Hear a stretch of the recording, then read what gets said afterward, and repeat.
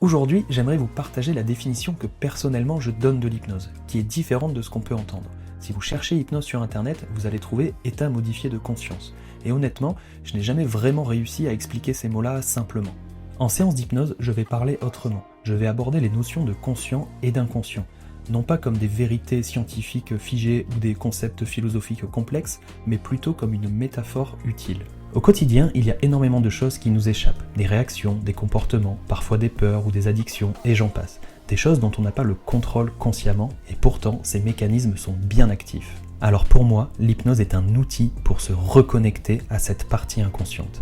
Cette partie qui régule beaucoup de ces schémas automatiques. Et ces schémas automatiques qui ont été construits à partir de notre vécu, de notre histoire, de nos expériences.